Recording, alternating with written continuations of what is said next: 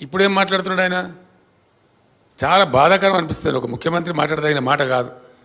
ఆయన స్వయంగా మరి ఎంత ధైర్యమా, అదేం ధైర్యమా, లేకపోతే ఆయన అర్భకత్వమా, తెలివి తక్కువతనమా, మూర్ఖత్వమా అర్థం కాదు. డైరెక్ట్గా టీవీ ముందు ఆయన ఏం చెప్తాడంటే, నేను సోషల్ మీడియాలో చూసిన, నాకు పిల్లలు చూపెట్టిండ్రు, నేను నా ఒక సంవత్సరం దోపిడీని ఆపేస్తే నా ఎడమ చేతిని ఇచ్చేస్తాం రుణమాఫీ అంటాడు ఆయన.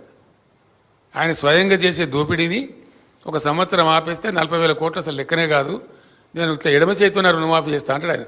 ఎవరు చెప్పాలి ఆయనకు? ఒక వ్యక్తి యొక్క మూర్ఖత్వానికి కూడా అవధులు ఉంటాయి. ఏం మాట్లాడుతున్నామో తెలిసి అంత ఒళ్ళు తెలియకుండా మాట్లాడకూడదు. అది మీడియా ముందు అసలు మాట్లాడకూడదు.